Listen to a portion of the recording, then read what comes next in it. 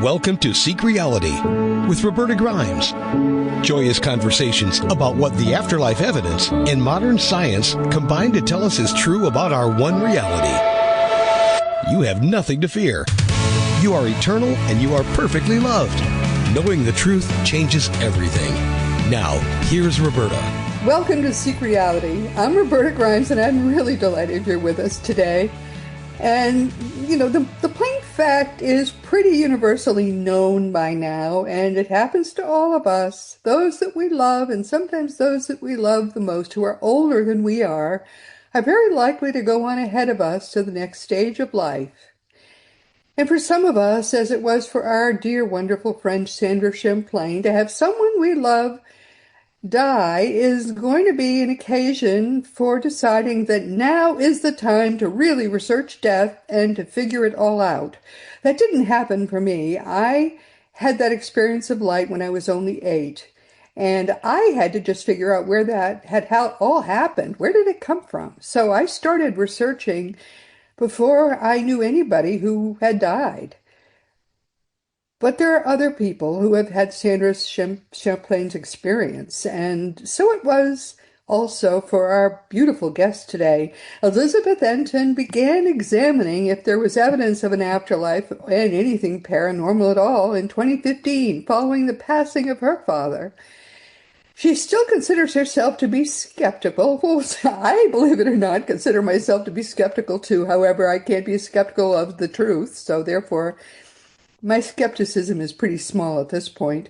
But she thinks of herself also as kind of an atheist, although she is a cultural Jew. And the evidence that she discovered for the afterlife when she started to do this research in 2015, she says, the evidence for the afterlife blew her away.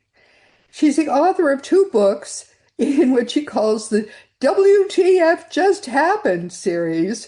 The first one is Book 1, WTF Just Happened. A Sciencey Skeptic Explores Grief, Healing, and Evidence of an Afterlife. The second one is Book 2 in the WTF Just Happened series. A Sciencey Skeptic investigates even more evidence of an afterlife and fights for justice with her dead dog. Now that's I haven't read that one yet, but that sounds like a pretty good one too. She's the host of a podcast called WTF Just Happened, all about the afterlife. No woo, and I know just what she means by that. She also runs Science and Spirituality, which is a private events group, an intimate group of just you and your friends where you can learn more about the science behind an afterlife and get readings from highly evidential mediums who have been tested by scientists. Oh, Liz, welcome. You're doing wonderful work, and we're delighted to have you with us today. Thank you so much for having me. You've been doing wonderful work too, and it was very helpful to me in my early days. So I so appreciate it. Well, I told Liz that she and I and Sandra Champlain and a few others are in a very elite little circle. People who didn't believe even the little bits that they could find. They just didn't trust the evidence that they were seeing that other people had gathered. So we set about finding the truth for ourselves. Now, when I did this work, it was early 70s. It was before even the publication of the books about the near-death experiences that suddenly started to flood the field in the mid-70s. And so I finally, in old bookstores, started to find books that had been written in the early part of the 20th century. And there was very little that I could find, but what I found, I read over a 2-year period, and it convinced me, I have to say, way back then. But there was a whole new set of evidence that our guest today was able to find, and I'm interested in having her explain to you what she did when her father died. Now, talk to us about that. Your father died at what age? Well, he had me later in life. So I was in my mid-20s, but he was the age of most of my friends' grandparents. So he was in his 80s, but I couldn't really process that because that was so much older than, what. It was time. I mean, 80s is Yeah, a good old age. Okay. it was. But yeah, I guess, for me, I was like, I'm not ready to lose my dad at all, No, not at and all. Yeah. So, So, so what did you do? You said you were skeptical. You couldn't believe. yeah, When someone you love dies, it's a universal feeling. I cannot believe that person no longer exists. And you couldn't believe it either, it right? was it was just unfathomable. It was like I didn't even know it was beyond just like the pain. I'd always imagined grief was like pain, but the way it felt was really different than I could picture than I had pictured in advance. It was like beyond just like sadness. It was like there was just no way I could fathom how to exist in the world. It was just like, what do No I do from way. minute to minute? And, Right. just it seemed like I couldn't even imagine a life I would enjoy again. I couldn't imagine minute to minute. It was just nothing felt real, but in a really awful way. Oh So. Lord. And did you get any signs from him that you thought were signs? So, well, that took me a long time to get there before I even knew what a sign was. I didn't know what any of this was. All I'd heard of was it was either atheism or religion. And, atheism made sense. That's a big Religion. problem. Yes, a lot Yeah. of people feel that way too. You've got to go with beliefs, and Yeah. and frankly, in Judaism, the beliefs are not what what even Christians believe. There's not a sort of solid sense of because I've studied Judaism. I actually love Judaism, I have to tell you, very much. I belong to a Chabad in Chestnut Hill, Thing. Massachusetts, just because I love it so much. And I mean, Jesus is still a Jew. He never converted to Christianity. Um, but Yeah. that's another story to tell. Yeah. And I know what it must have been like for you. I hear from people all the time who cannot even process the thought that this person that they loved so much is no longer here. Where did they go? Yeah. That's what it felt. I remember walking around one day and just being like, it just made no sense that I could go anywhere on the whole planet and he wouldn't be there. And I guess my very, very first thought, and this isn't as much afterlife evidence, so I won't go into it too much, but my very first thought that even opened me up to researching all this was most science fiction tends to come true, and time travel is science fiction. Is there any way to turn back time? For all we know, we're doing it all every day, and we don't even know we are. We don't know that time's linear. We just might perceive it that way. And that was my Well, very first thought. may not be And linear. You're right. That's perfectly reasonable. yeah, I'm like, if it isn't, we have no idea. If we're time traveling, we always assume in time travel that people know they're doing it. That's how the movies make it. But if you're just hopping back in time, you might have no idea. So, you There he know, would be. yeah, Oh yeah. dear. So I just read everything on like Einstein's theories of time relativity and everything. And I was like, wait, time travel actually is possible. It's not practical. It's not easy. Don't have the capacity to Not build practical. spaceships that No. travel that fast. But the fact that time works so differently, it was kind of like, what else? What else is different than I think? And that was my very next thought was I only thought consciousness was created by a brain. That was the only thing at that point that made sense to me. And my very next thought was if you think the concept of eternity, eternal big bangs, big crunches, evolutions of species on planets, if you think that, even if it takes another trillion years, it makes no sense. And another set of brain neurons wouldn't create a different person I would get to be, and a different person my dad would get to be. And, if all you thought before was you were obliterated, that's certainly better option because I would have preferred to be me again, have my dad again. But I was like, I'll take the brain. And then was the life changing thing because then I had a thought, if this is the case, is there somehow, by some way, by some mechanism I don't understand, that someone has a memory of this? And I Googled that.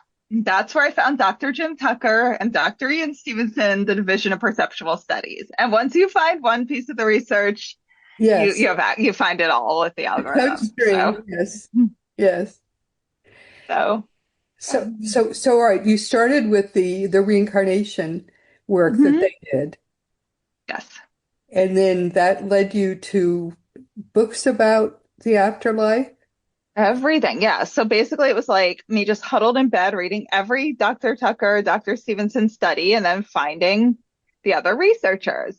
I found Windbridge with Dr. Julie Beischel and Yeah, all of her studies on up to quintuple blinded studies on psychic mediums. And I found, you know, wow. And then, all the, yeah, historic cases like the Society for Cyclical Research, just evidence after evidence after evidence that our consciousness was operating in some way that I would now use the words like non-local, but then I would just was like, this is operating in some way I don't understand. And it seems that our personality survives. But after reading every single study, I was like, I've got to see for myself. I have to start getting my own medium readings. And that was the change to the next level. so did you then reach your father that way?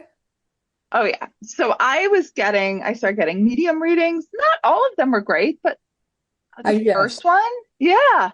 Yeah, the And then first once, ones, that's what happens because yeah. I really think what I found when I started doing research with mediums was that most of my loved ones, after they'd given me a couple of readings, they stopped coming through. They didn't want to bother. All right, we proved to you we're here. Mm-hmm. I mean, we got important stuff to do here. We're off doing other things. There were a couple of them. My son-in-law, a few people would always come through very dependably, my mother-in-law. But other than that, they just couldn't be bothered. And that's what Right. happens. So I tell people go to the best medium first because pretty soon they're not going to come through at all. They just can't be bothered. Again, it was just I was getting so many. Well, some mediums just weren't as skilled, or maybe they were more spiritual rather than evidence based. I shouldn't, But no, some of that them could be are it. not as skilled. Many, Yeah. I would say most are not very skilled. Yeah. That's what I, that, Yeah. I hate to say that, but I think it's true. I think that, yeah, that seems to be what happens when they start delving into the research and statistics of who can get very, very evidence-based information. And not everyone Just needs are a that. few Maybe, little things you need that nobody could know. One exactly. bit out of that whole reading, about half an hour, whatever it is, that's it. Then you know Hmm. they have reached your loved one, and none of the rest of it matters. Yeah, Exactly. it is huge. It's so huge. So when the first time you really got what you know was your father, how did that feel? I mean, first it was just like this first reading because she's one of the best. And I sense, unfortunately, she's not doing readings anymore. But I found out later some people knew her and she was considered amazing. So it was like astounding. It was like chills. I really didn't even have my own words for it. The only word I ended up, when I described my book, I used a quote by Dr. Dean Radin because it's the only way. It was just like, and he used it to describe, like quantum entanglement, but it was just a quote that it was like, once you experience it, I don't remember exactly, but I'm going to butcher it. But basically, Right. he's like, before you have this, you'd say the word profound. And once you experience it, profound doesn't even come close. There's Yes, just yes, no yes, words. yes. It was like watching the entire laws of the universe different in front of you. It would be like going to another planet and talking to a different species. It was just like, it was indescribable. It was, especially with my views on survival of consciousness before this, I was just like, this is the entire, it was inexplicable. I So, know he lives. I know yeah. it's fine. Mhm. And I'm going to see him again. Mhm. I mean, that everything is turned upside down now for me. It's a whole new reality. Everything is different now. I know. Right. I had that experience too. And it's like, Yeah. it's not what am I going to do with the rest of my life? It's what am I going to do with the rest of my eternity? It's all Right. different now. Yes. Different game. Yeah. Yeah. Although I can't lie, like the next day, I started questioning again. I was like, did I do this? Is there some way? And I'm actually glad I It did because takes that you a just, while to accept that reality really is that different. yes. Especially because You know it's different, but how is it possible that science is so wrong? Wrong. That that was an issue. I was Wrong. like, if this was true, why aren't the biggest scientists jumping all over this? And so I was like, there must be a catch that I'm just Yeah, not yeah, yeah. smart enough to have understood, but someone who's either highly trained like Penn and Teller or just smart to a level I'm not to knock myself, but I'm not Stephen Hawking. So it was like, I was like, it's something that someone of Stephen Hawking's level or like Penn and Teller trained magicians would just have looked and been like, oh, that. And it was just, I was not capable of seeing it. And the majority of people not capable of seeing it unless you're a specialist or a level of intelligence that almost none of us are. So I was caught in that for a while because I was like, because if this was real, Stephen Hawking, Bill Nye, Yes, like they would yes. stop All the everything. smartest scientists would be all over it. Yes, yes. Right, right. It took me another 10 years of researching science before I Hmm. really understood how they could all be that stupid. Really. Yeah, they're brilliant in many ways, but not here. Well, And I will but I say, came to understand why they why? can't do the science that you and I have are able to do so easily. And the reason why is because in the early part of the 20th century, when we got quantum mechanics, um, they realized that it was a whole new ballgame now because unfortunately they became very worried that we had found God, and they were terrified that that was going to be something that someone would actually say, because in fact we had found God.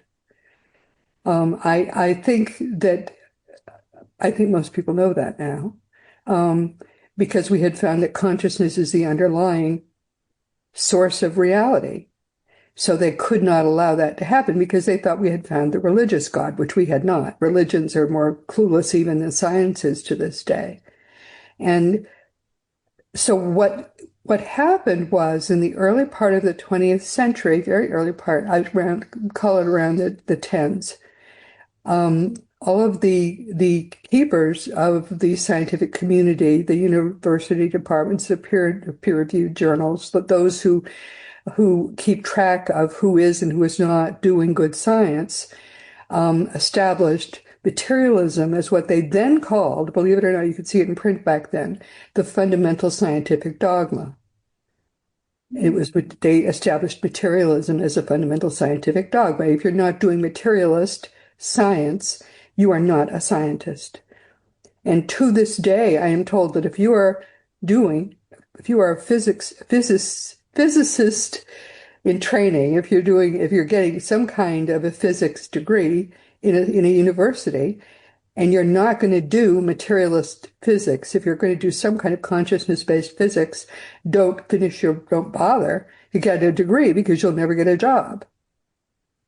Right, That is right, why scientists don't know what you and I have discovered, because they're not right. allowed to investigate it. It's that simple. It's really that simple. Yeah. And I have heard actually that behind closed doors, a lot of them are a lot more open to this than they'll say publicly. They can't say it publicly. I Mhm. just saw I'm doing another blog post, and one of the things I'm including is a 2022 TED Talk about dark energy and dark matter, primarily dark matter. A TED Talk. Now, if it's a TEDx talk, it's probably good. If it's a TED Talk on the main TED stage, it's the best. This is a major, major theoretical physicist talking about leading edge science. And what she said was 22 minutes of frank idiocy, talking about what kind of particle we're allowed to research on what is inside dark matter. The most frank idiocy Wait, she was exposing it? She was saying how much they're not allowed to, or she was No, no, no, sharing? no. She would never Okay. expose this. That would be the end of her career. Okay. Yeah, I wondered if it No, was no, the no. end She is of, just saying this is where we are. This is mhm, it's more, I forgot now what kind of, it doesn't even matter what kind of, there's no particles inside dark matter and dark energy, obviously. It's all mhm, consciousness based. But she could never say that. mhm. They don't know what consciousness is. They could never And say what consciousness is because it still to this day, it has to originate inside the human brain. Now, it's so, oh, sorry. no, Go I on. was just going to add, just as an afterthought, where's I feed the birds, the squirrels, and the deer outside my window. Where does their consciousness originate, I wonder? Yeah. And we don't really It's know not where it there. all, What about the plants that are on my window? They have a consciousness too, it turns out. I've been learning that. That's so crazy. Oh Yeah, yeah, it's so books are being fascinating. written now about the consciousness of plants. I wonder where their consciousness originates. Mm. Yeah, I mean, I think if one brain works where it's, They can't more even find downloads, our then consciousness. that's how They brains certainly aren't work. going to be able to find the squirrel's consciousness, I wouldn't think. Hmm. But what about the little teeny tiny mouse's consciousness? That's kind of a little bitty brain to produce a consciousness. Right. And what I found was really a game changer for me was thinking about the whole hard problem of consciousness. Even if it was created by a brain, they have no idea how that works either. And then that's just as weird as if it was downloaded by a brain. It's not, it's yes, all And of it. so then, Images, yeah, Ebola, right, right. But I yeah, they couldn't get act like over a it's 3-year-old logical. TED talk that was still that clueless. They really have not made any advancement at all. Not since Max Planck said we can't get behind consciousness, and he said that in what, 2022 or something like that. I mean 19 rather, 1922. He Oh, said yeah. that we can't get behind consciousness, kids. The game's over. The materialist game is over. There's nothing behind consciousness. You can't get behind it. Which is so bad because then, people are in grief and, you hear that and it hurts. That's right. But And yeah, we're supposed to tell them, we who do grief counseling are supposed to tell them, you have your memories, dear. We're not supposed to say the reason that 95% of reality is dark is just because it's not material. It's not material because it doesn't interact with photons of light, because it's nothing to do with matter. Matter is this little bitty 5% that we come to every so often to try to advance ourselves spiritually. That's it. Then we go home to what is real because it's not material. right. Yeah, and it's so Focus, joyful when focus, you change start your getting the focus. It's evidence. so stupid. It really is all stupid, but it's wonderful, wonderful to be studying what you're studying. It's so life-changing. It is And transformative. It's totally then transformative and joyous. joyous, that's the word. It's just like Well, there's so much joy in one sense. I'm so grateful that I used to think otherwise, even though there was a lot of existential dread and anxieties but it's just because uncovering it even to this day, it's like I still question it a little bit. So every time like I read a new study or have it get another sign from my It took dad me or, years, my dear. other people. It took me a couple of decades to stop Mhm. questioning. It will take you a Did while it? more. It's okay. Yeah. And you don't question it all anymore. Oh no, of course not. Oh, wonderful. I have a lot of friends in this community. They get up in the morning and they say, "Well, one day closer." Yeah, yeah. I And mean, you'll get there too. I mean, when someone I love transitions, we call it that now. I'm yeah. just happy for them. When my mother transitioned, she was 93. She had lost every one of the activities of daily living. I was so happy for her. Oh, I couldn't cry. How could I yeah. cry?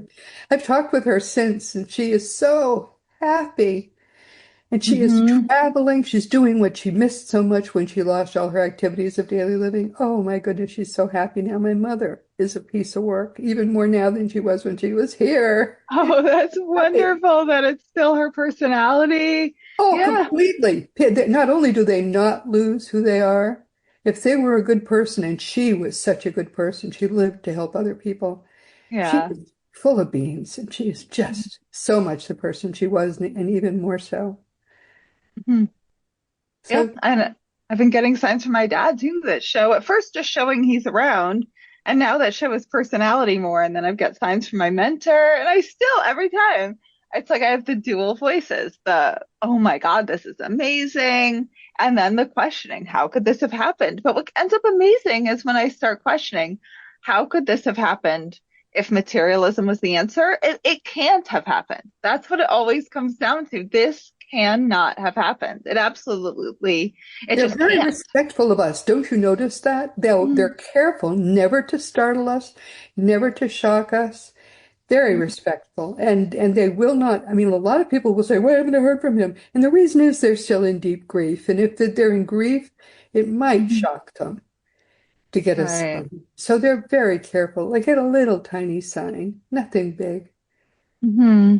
because And they well, love us so much. They don't want to startle us. right. And then it seems like signs, like the people I know that have always believed more, like they'll just get loving signs. And then people who are super skeptical, like me, like I'll get the like blow it away, like science-based, this can't happen signs. Yeah, You know, yeah. I maybe don't get them as much as someone, or I maybe I do and I don't notice because it's not, as hard to do. And I could, if there's an easier or normal explanation, I don't believe it. But then Yeah. I notice, when I get like, yeah, I mean, I'm happy to share a sign or two if you would like me to. Sure. Yeah. Tell us what you've been getting. Yeah. Well, I'll tell one of my early signs. There's a few just mind-blowing ones I got. And this was when I just started reading about signs and I was like, this makes no sense. Come on. And so very early on, I was still in deep grief. I'd had a few medium readings. I was still like reading every study and I was getting to the point of maybe, but still not in great shape. And I grew up in New York in the city and I used to play by like the Central Park boat pond. And I also walk really fast. Like I'm a fast walker. And even when I don't have to be anywhere, it's just like how I'm comfortable moving. So one day I'm taking a walk through Central Park and I'm passing the boat pond.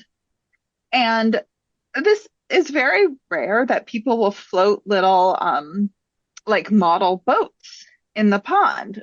Once in a while you'll see it, but not often. And I remember loving seeing them when I was a kid. And so I start like walking really slowly, like just going to a dream state that I wasn't even logically understanding why I was doing it. It wasn't like, oh, let me try to get meditative. It was like I just started zoning out. And I started in a very like dissociated or focused on this, but dissociated from everything else way. Started staring at a boat that was on the side of the boat pond. And I walk along and I walk around it to the side of the boat that was not facing me. And I don't know why I'm doing this. I'm like meandering over. I look and I have my dad's name written on it. And I was like, oh my God. To this day, I regret I didn't take a picture. I didn't. I was in so much shock. And then my logical brain was like, don't start taking pictures and thinking everything's a sign. It was, when you're a skeptic, it's like sometimes that voice can be destructive too, because I'm like, how did I not take a picture? How did I not Yeah, take a right, right, picture? right. Yeah. Yeah, But that's that that's at the was, beginning. You start saying, "Oh, that wasn't a sign because it didn't have, the umlaut over we used to put over his e or whatever stupid right, thing. You'll find a reason why it wasn't a sign, or right. or if it's a license plate. A lot of people will see license plate signs, and then they'll say, Yes. "Oh, but it wasn't the state he was born in," or Right. all kinds of stupid things people will do to themselves to make just be in denial for so long. Yeah. And Yeah. and it's sad, really. It really is sad. I mean, I'm glad I It never is. had that phase because when I convinced myself, when I was doing all that research, I hadn't had anybody die. It was Oh, clinical research completely for me. know that. I thought it was Greek phase too. Okay. Oh, I, wow. I mean, That's, and I was doing reading, doing all this reading of these books, and you could find them in used bookstores because it was only in some cases 50 or 60 years after the books had been written, and the people who had first bought the book and had, and read it they were just dying then in the 70s, and so they were putting them in the used bookstores, and I got to buy all those books, and I still have them now. But it was wonderful because I was reading these. There was a group of them that had been written in Great Britain, in the southern part of around London, and another group that had been written in eastern Massachusetts, or Boston area and New York. And so I was reading these sets of books that been written through the great transmediums of the day. wow. And what astonished me first was these people had died in these really three different areas. And yet they'd all gone to precisely the same place, the same physics, the same, process, the same Mm, little details, all the same. And yet they were not the same people who had died, clearly. But and there were such good stories, but all different stories. It was like reading. I said in my book, The Fun of Dying, it was like reading a whole bunch, like hundreds of accounts of people who had all gone to Fiji, and mm-hmm. they all told different stories, but they clearly had all gone to the same place. It was impossible for this not to be real, and that was the first thing that convinced me this was all real. It was really Interesting. quite amazing. I said, if I were a scientist, someone who studies Fiji, I would have to say, that has to be a real place, or these stories could not all be real. So that was what first convinced me when I was just out of college that this has to be real. And then Wow. it started then to be kind of fun. And right Hmm. after that, we got the book, what was the book called about near-death experiences? Oh, Raymond Moody's book. That was Moody's the book. first one. I can't remember the name, but yeah. Doesn't matter the name, but that's the one that first popularized near-death experiences. So Mhm. I read his book. Then suddenly there was a flood of interest in death for the first time, really, in our, in modern world, since that flood in the early part of the 20th century, and Max Planck's work, which frankly was what scared the bejesus out. Pardon me, I hope they don't bleep that word. But it really scared the scientists. They were terrified of the possibility that if they allowed people to continue to do quantum mechanics, we would discover God. Consciousness was the route to discovering God. So they tried really, the traditional physicists, materialist physicists tried to put a damper on quantum mechanics altogether, which to me is kind of horrifying to think of. But what they did manage to do was to limit what quantum mechanics could study. That's what they did. You have to study only material stuff. It's really too bad, To this day, my dear, to this day. Hmm. I mean, I think it's great material stuff studied, but both should be equally funded, I think. It's important to learn about all of it. I'm hoping we're moving. You cannot study the afterlife and be funded. I Now, know. ask yourself what the percentage of people who live now will ever die. It's a significant percentage. Yeah, it's pretty significant. So it seems to me only sensible that if there is any evidence, any evidence at all, that some percentage of the people now alive will survive their deaths. Any percentage, say half, of them will survive their deaths. Is there any percentage at all, any evidence of all at all that 20% of the people now living will survive their deaths, do you think? You mean like their consciousness will survive, their personality, or like their bodies that they won't? Would you say, you're a woman on the street, and I'm stopping you on the street and asking you, do you think there's okay. any evidence that 20% of the people now living will survive their deaths? I think 100. I think if we're out of a body, I think 100% of us, our Okay, personalities well then, continue. would you say that it makes sense to investigate that evidence? Ma'am, I'm holding up a microphone. Yes. Okay, well, it is only because science, mainstream science to this day refuses to allow the possibility of life after death to be studied. That's the only reason it's not studied. The only reason. Unfortunate. Yeah. I can't remember who, but I remember there was a big physics conference, and was it like Sir Roger Penrose or one of them? I can't remember who. Maybe it was um they tried to block one of the physicists from coming because he was studying this. And luckily all the speakers, the physicists speaking in the community got together and said if he wasn't allowed, they were all quitting. And I was, well, good for them. But yeah, I mean, this was an established physicist. The I wish I could scientific remember which community has one. to this day successfully blocked any meaningful funding Mhm. of afterlife research. Or, if it's not been entirely blocked, they have managed to twist it to the point where they have successfully proven that it's all anecdotal evidence. None of it's real.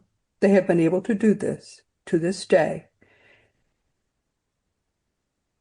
I find it Why? so weird. They have the reason seems to be that they are trying to prevent religion from seizing the high ground or the truth in some fashion. Now, And indeed, it if there is a God, they're going to be probably put over that God's knee one by one when they get where they're going.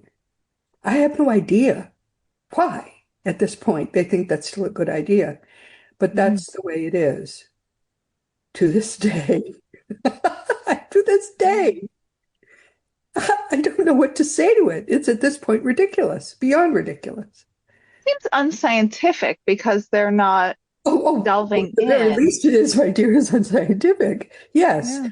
Anything with a dogma attached, that's a religious term, by the way. Anything with a dogma is a religion by definition. So science, mainstream science, is the religion of materialist atheism. That's what it is. Right. Yeah. Well, and also I can understand, I believe this is Dr. Ed May will say he doesn't think there's an afterlife. He thinks there's going to be an explanation in physics that explains all the phenomena and it's not an afterlife. But he knows, he admits the phenomena is happening. And I'm like, that's fair. That's a fair conclusion because he's not Well, denying what no, he's it is not a seeing. fair conclusion. He's never investigated it.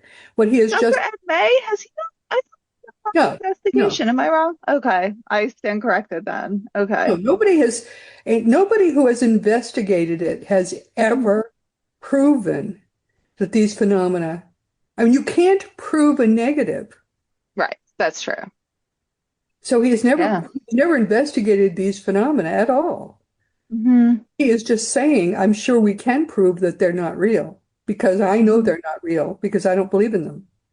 Hmm. You can say that, Yeah. I but think that doesn't mean they're not real. you can also say there maybe is an explanation we don't understand yet. If you're, you know what I mean? I do think you can say that. Or No, you maybe, can't. No, you I can't hope, and be I hope you honest. can't. I hope you can't. You're making me feel really good because I still have that half I mean, skepticism. I've been continuing to investigate open-mindedly for 50 years. And Hmm. I continue to investigate every bit of evidence I can turn up. If I turn up any evidence, believe me that this stuff is not real, I will tell you. Yeah. I have long since stopped questioning the truth. Mhm. And you're 100% in now there's an afterlife. Ugh, that makes Oh me my so goodness. happy. No question. No, there's no question at all, my dear. Okay. It's I'm not about even, no, 90%. no, no. I'm going to put it to you differently. There is a before and an after to this very temporary bit of time we spend in Earth School. We are here very briefly, and we come and go from this think of it as we have grouped what is really a great, it's hundreds of levels of energy levels of consciousness. We've grouped them into 8 levels. Long before I was born, the afterlife researchers grouped them into 8 levels. The lowest level is the only one that is based on materialism and has the kind of physics that is studied that's based in matter, little uh, round things that go, and it's basically whirling matter, all those little um, I don't know what you can even call them, all the particles, the various particles. It's grounded that way in those little particles, mainly so our minds can't mess with it here. Otherwise, if you didn't like the fact that you were about to be in an auto crash, you would just dematerialize the car in front of you with your mind and rematerialize it in front of a way that you wouldn't hit it. It would be easy. You could just mess with matter so easily because your mind is very powerful, but as it is, since you can't mess with the matter so much, you have to take the lessons that happen to us here. That lowest matter level has above it 7 kinds of gradually higher and higher vibrating consciousness. But each of them is grouped kinds of sort of higher and higher vibrating consciousness.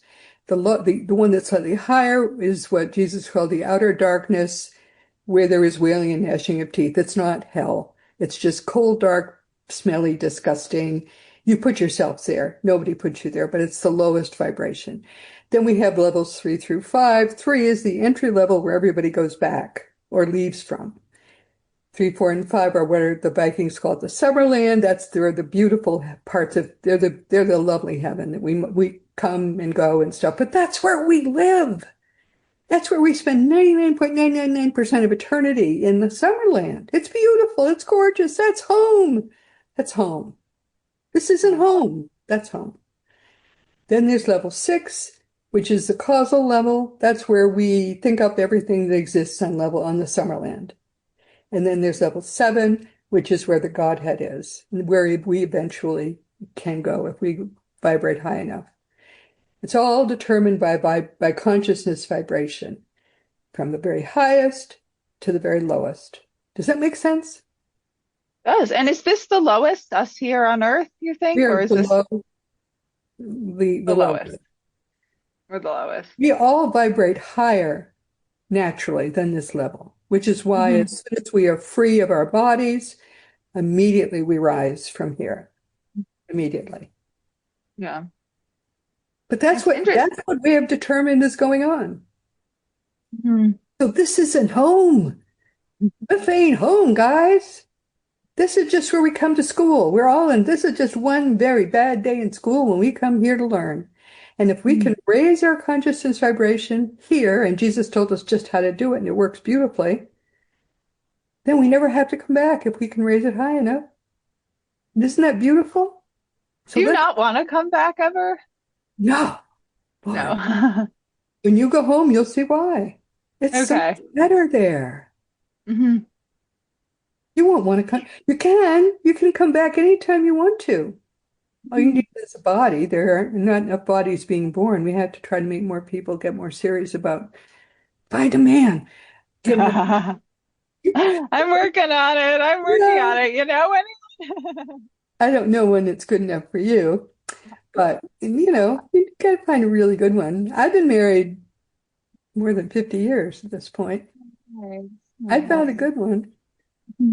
But there's probably also a lot of babies on other planets too, other species, maybe human, maybe, there's so many Goldilocks planets. There's This, probably options all through this is the best the planet to be universe. born on because it's the toughest one.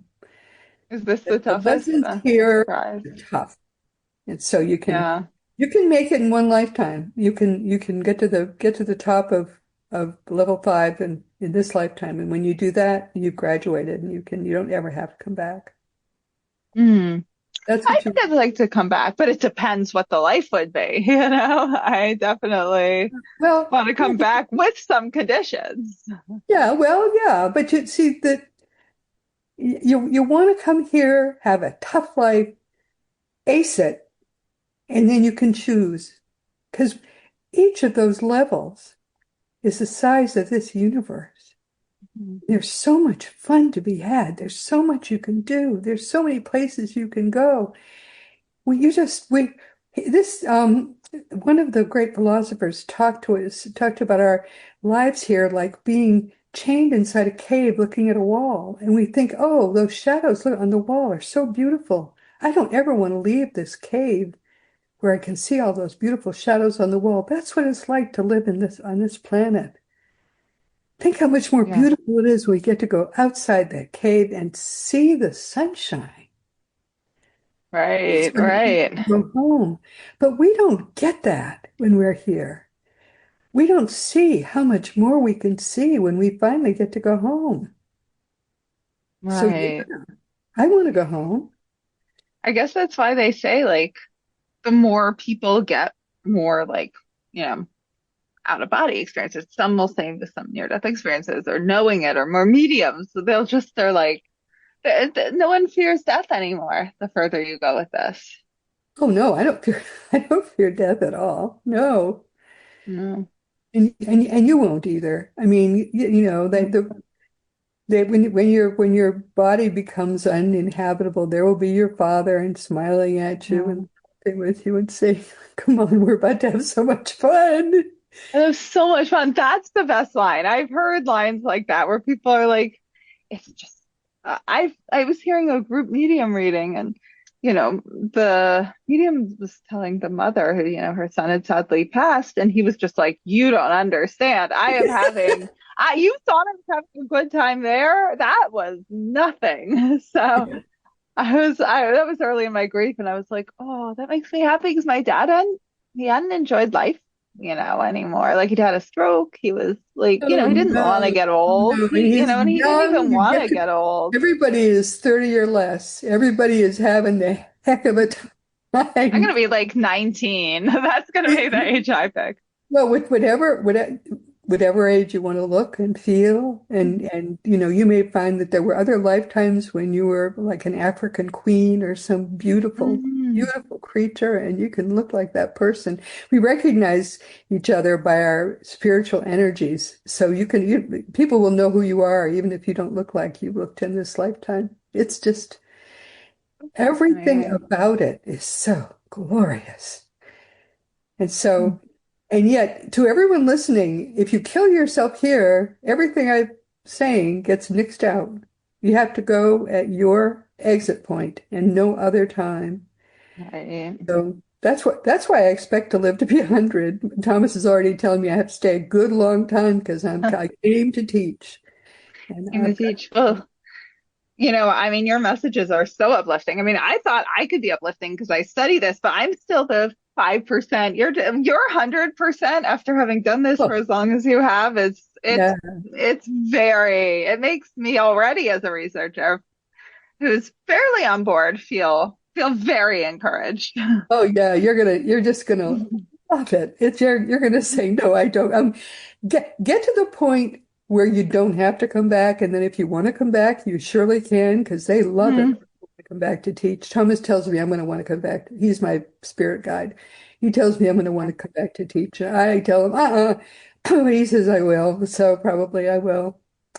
But we have Yes. come to the end of our time and then some. So what do you want people to take away from our conversation today? I mainly want people to take away, I think I mentioned it at the beginning, but it's something that's so life-changing for me. If you are in pain and grief or just existential dread, like, and you're stuck in what I can get stuck in sometimes, as we talked about science not believing this, and it makes you just, it doesn't make sense. One thing I'll get stuck on is it doesn't make sense to me what form this non-physical consciousness could be. And you're like, well, it doesn't make sense. None of it makes sense. Consciousness doesn't make sense. It doesn't make sense how it'd be created by a brain. That's so weird too. It's all just weird. So neither consciousness created by a brain or downloaded by a brain makes sense. But there's a lot more. There's so much phenomena that happens that is absolutely 100% impossible if it's created by a brain. And that's something I always go back to. So I Oh, hope I'll that's leave true. you Yeah. with that. And hopefully that helps anyone in grief or, questioning. Yeah. It is just all so joyous. Mhm. Yeah, that little moment of leaving here is a little bit probably scary. My goodness, where am I going? But as soon as you get rid of that old crummy body, wow, you have a round, one instant later, this beautiful new body that is you, and that's truly you. Oh my goodness, it's so beautiful. Stay right there. I just have to tell everybody who's going to be with us next week, and we are going to have fun then too, because everything is all about joy. Everyone, this has been so much fun. This has been Seek Reality with Roberta Grimes. I'm so happy you were with us today. Hasn't this been exciting and enjoyable? Never forget, you are a powerful, eternal being. You never began, you never, ever will end. And when you get that, it changes everything in your life for the better. Next week, our guest will also be someone who's new to Seek Reality, and she's someone who was recommended by our wonderful friend Sandra Champlain. So look out, this is going to be fun. Kim Hodos, I think that's how I say her name, went through the temporary loss in this lifetime of two children. And she proved clearly that death is not separation at all. It's transformation, and love is the eternal thread that binds us across all the realms of existence. I'm sorry, I've been talking too much. She is the author of Beyond Grief, How a Son's Afterlife Connection Transformed a Mother's Loss into a Remarkable Spiritual Journey. And there, she shares a beautiful continuation of her relationship with Rob beyond the veil. Her work dismantles our culture's limited understanding of grief, revealing it not to be an ending at all, but rather a sacred initiation into deeper spiritual truths.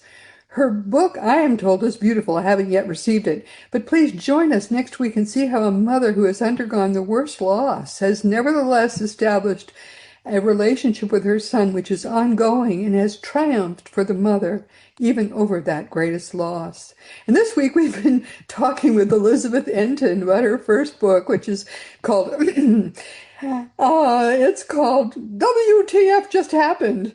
This Entin is pretty much a member of my club, as you can see, and I loved her as soon as I even saw the title of her book.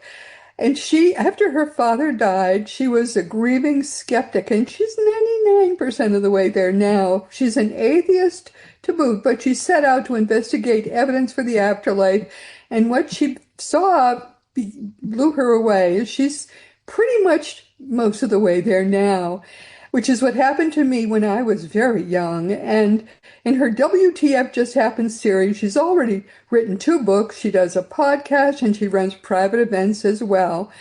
So just like her friend Sandra, my friend Sandra Champlain, I think she knows Sandra too.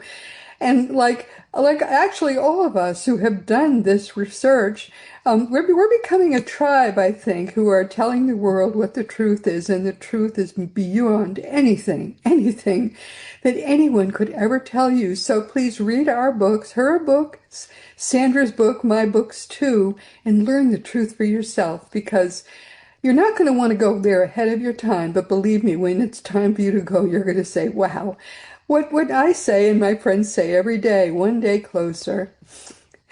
I'm sorry, we don't have time for anything else. I was going to tell you about what other people are doing in this field, but there's no more time. Please just enjoy and make the most of this coming week in our one reality, always knowing that you in particular are a powerful, eternal being, and you, most of all in this entire universe, are infinitely, eternally, perfectly, and forever loved. You've been listening to Seek Reality with Roberta Grimes.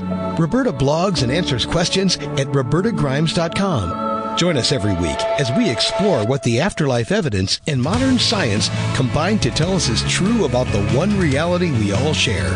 Knowing the truth changes everything.